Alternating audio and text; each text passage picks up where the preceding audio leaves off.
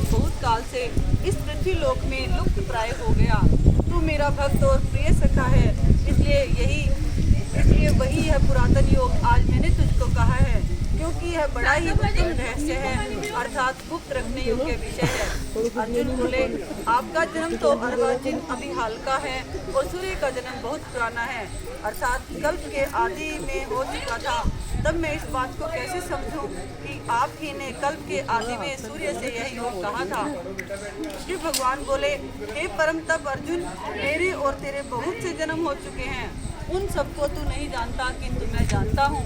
मैं अजन्मा और अविनाशी स्वरूप होते हुए भी तथा समस्त प्राणियों का ईश्वर होते हुए भी अपनी प्रकृति को अधीन करके अपनी योग माया से प्रकट होता हूँ। हे भारत, जब जब धर्म की हानि और अधर्म की वृद्धि होती है, तब तभी मैं अपने रूप को रचता हूँ, अर्थात साकार रूप से लोगों के सन्मुख प्रकट होता हूँ। साधु पुरुषों का उद्धार करने के लिए, पाप कर्म करने वालों का विनाश करने के लिए और धर्म की अच्छी तरह से स्थापना करने के लिए मैं युग युग में प्रकट हुआ करता हूँ। हे अर्जुन, मेरे जन्म और कर्म दिव्य अर्थात निर्मल और अलौकिक हैं। इस प्रकार जो मनुष्य तत्व से जान लेता है, वह शरीर को त्याग कर जन्म को प्राप्त नहीं होता, किंतु मुझे ही प्राप्त होता है।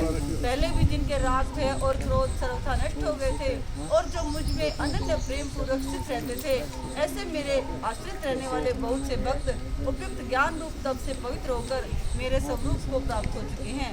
हे अर्जुन, जो भक्त मुझे जिस प्रकार भजता है, मैं भी उनको उसी प्रकार भजता हूँ, क्योंकि सभी मनुष्य सब प्रकार से मेरे ही मार्ग का अनुसरण करते हैं। इस मनुष्य लोक में कर्मों के फल को चाहने वाले लोग देवताओं का पूजन करते हैं, क्योंकि उनको कर्मों से उत्पन्न होने वाली सिद्धि शीघ्र मिल जाती है। ब्राह्मण, क्षत्रिय, वैश्य और शूद्र, इन 4 वर्णों का समूह गुण और कर्मों के विभाग पूर्वक मेरे द्वारा रचा गया है। इस प्रकार उस सृष्टि रचना आदि कर्म का कर्ता होने पर भी मुझ अविनाशी परमेश्वर को तू वास्तव में अकर्ता ही जान। कर्मों के फल में मेरी स्पृहा नहीं है, इसलिए मुझे कर्म लिप्त नहीं करते। इस प्रकार जो मुझे तत्व से जान लेता है, वह भी कर्मों से नहीं बंधता। पूर्व काल में मुमुक्षुओं ने भी इस प्रकार जानकर ही कर्म किए हैं, इसलिए तू भी पूर्व द्वारा सदा से किए जाने वाले कर्मों को ही कर। कर्म क्या है और अकर्म क्या है, इस प्रकार इसका निर्णय करने में बुद्धिमान पुरुष भी मोहित हो जाते हैं। इसलिए वह कर्म तत्व मैं तुझे भली भांति समझा कर कहूँगा, जिसे जानकर तू अशुभ से अर्थात कर्म बंधन से मुक्त हो जाएगा। कर्म का स्वरूप भी जानना चाहिए और अकर्म का स्वरूप भी जानना चाहिए तथा विकर्म का स्वरूप भी जानना चाहिए, क्योंकि कर्म की गति गहन है। जो मनुष्य कर्म में अकर्म देखता है और जो अकर्म में कर्म देखता है, वह मनुष्यों में बुद्धिमान है और वह योगी समस्त कर्मों को करने वाला है। जिसके संपूर्ण शास्त्र सम्मत कर्म बिना कामना और संकल्प के होते हैं तथा जिसके समस्त कर्म ज्ञान रूप अग्नि के द्वारा भस्म हो जाते हैं, उस महापुरुष को ज्ञानी जन भी पंडित कहते हैं। जो पुरुष समस्त कर्मों में और उनके फल में आसक्ति का सर्वथा त्याग करके संसार के आश्रय से रहित हो गया है और परमात्मा में नित्य तृप्त है, वह कर्मों में भली भांति बरतता हुआ भी वास्तव में कुछ भी नहीं करता। जिसका अंतःकरण और इंद्रियों के सहित शरीर जीता हुआ है और जिसने समस्त भोगों की सामग्री का परित्याग कर दिया है, ऐसा आशा रहित पुरुष केवल शरीर संबंधी कर्म करता हुआ भी पापों को नहीं प्राप्त होता।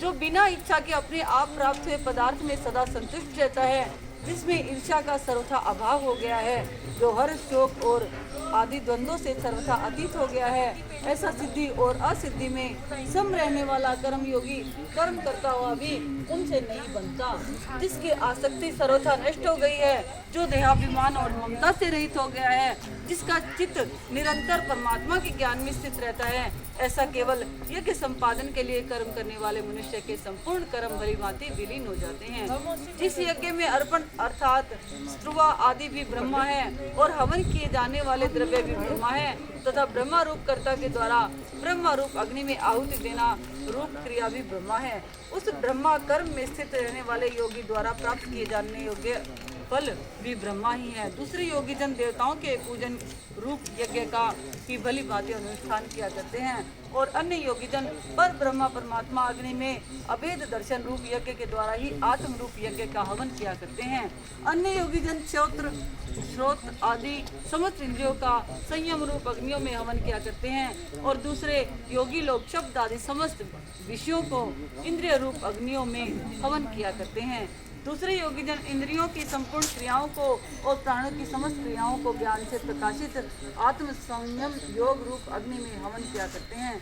कई पुरुष द्रव्य संबंधी यज्ञ वाले हैं, कितने ही तपस्या रूप यज्ञ करने वाले हैं तथा दूसरे कितने ही योग रूप यज्ञ करने वाले हैं, और कितने ही अहिंसा आदि तीक्ष्ण व्रतों से युक्त यत्नशील पुरुष स्वाध्याय रूप ज्ञान यज्ञ करने वाले हैं। दूसरे कितने ही योगी जन अपान वायु में प्राण वायु को हवन करते हैं, वैसे ही अन्य योगी जन प्राण वायु में अपान वायु को हवन करते हैं, तथा अन्य कितने ही नियमित आहार करने वाले प्राणायाम परायण पुरुष प्राण और अपान की गति को रोककर प्राणों को प्राणों में ही हवन किया करते हैं। ये सभी साधक यज्ञों द्वारा पापों का नाश कर देने वाली और यज्ञों को जानने वाले हैं। एक कुरुक्षेत्र श्रेष्ठ अर्जुन, यज्ञ से बचे हुए अमृत का अनुभव करने वाले योगी जन सनातन पर ब्रह्मा परमात्मा को प्राप्त होते हैं, और यज्ञ न करने वाले पुरुष के लिए तो यह मनुष्य लोक भी सुखदायक नहीं है, फिर परलोक कैसे सुखदायक हो सकता है। इसी प्रकार और भी बहुत तरह के यज्ञ वेद की वाणी में विस्तार से कहे गए हैं। उन सबको तू मन इंद्रिय और शरीर की क्रिया द्वारा संपन्न होने वाला जान। इस प्रकार तत्व से जानकर उनके अनुष्ठान द्वारा तू कर्म बंधन से सर्वथा मुक्त वीडियो बन रही है, मैं दो काम नहीं हो सकता। तब अर्जुन, द्रव्य में यज्ञ की अपेक्षा ज्ञान यज्ञ अत्यंत श्रेष्ठ है, तथा यावन मात्र संपूर्ण कर्म ज्ञान में समाप्त हो जाते हैं। उस ज्ञान को तू तत्वदर्शी ज्ञानियों के पास जाकर समझ, उनको भली भांति दंडवत प्रणाम करने से, उनकी सेवा करने से और कपट छोड़कर सरलता पूर्वक प्रश्न करने से वे परमात्मा तत्व को भली भांति जानने वाले ज्ञानी महात्मा तुझे उस तत्व ज्ञान का उपदेश करेंगे, जिसको जानकर भी तू इस मोह को नहीं प्राप्त होगा। तथा हे अर्जुन, जिस ज्ञान के द्वारा तू संपूर्ण भूतों को विशेष भाव से पहले अपने में और पीछे मुझ सच्चिदानंद घन परमात्मा में देखेगा, यदि तू अन्य सब पापियों से भी अधिक पाप करने वाला है, तो भी तू ज्ञान रूप नौका द्वारा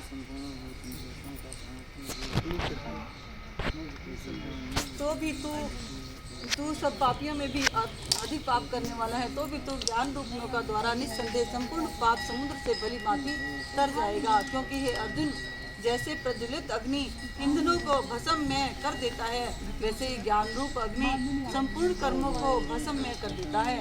इस संसार में ज्ञान के समान पवित्र करने वाला निस्संदेह कुछ भी नहीं है। उस ज्ञान को कितने ही काल में कर्मयोग के द्वारा शुद्धांतकरण हुआ मनुष्य अपने आप ही आत्मा में पा लेता है। जितेंद्रिय साधन प्राण और श्रद्धावान मनुष्य ज्ञान को प्राप्त होता है, तथा ज्ञान को प्राप्त होकर वह बिना विलंब के तत्काल ही भगवत प्राप्ति परम शांति को प्राप्त हो जाता है। विवेकहीन और श्रद्धा रहित संशय युक्त मनुष्य परमार्थ से अवश्य भ्रष्ट हो जाते हैं। ऐसे संशय युक्त मनुष्य के लिए न यह लोक है, न परलोक है और न सुख ही है।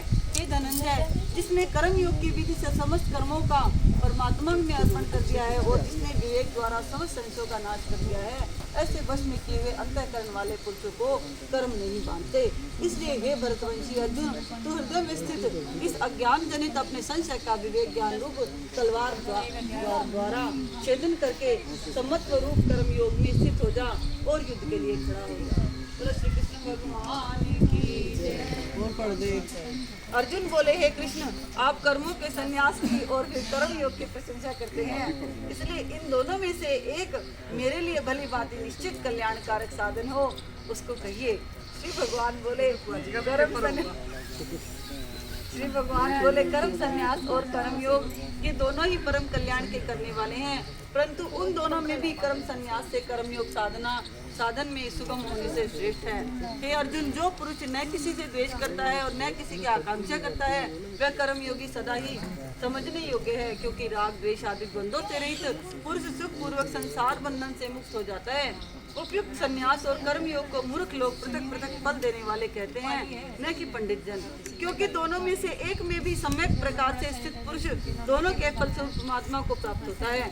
ज्ञानियों द्वारा जो परम धाम प्राप्त किया जाता है, वह कर्मयोगियों द्वारा भी वही प्राप्त किया जाता है। इसलिए जो पुरुष ज्ञान योग और कर्मयोग को फल रूपों में एक देखता है, वही यथार्थ देखता है। परंतु हे अर्जुन, कर्मयोग के बिना संन्यास अर्थात मन इंद्रिय और शरीर द्वारा होने वाले संपूर्ण कर्मों में कर्तापन का त्याग प्राप्त होना कठिन है और भगवत स्वरूप को मनन करने वाला कर्म योगी पर ब्रह्मा परमात्मा को शीघ्र प्राप्त हो जाता है। जिसका मन अपने वश में है, जो जितेंद्रिय एवं विशुद्ध अंतःकरण वाला है और संपूर्ण प्राणियों का आत्म रूप परमात्मा ही जिसका आत्मा है, ऐसा कर्म योगी कर्म करता हुआ भी लिप्त नहीं होता।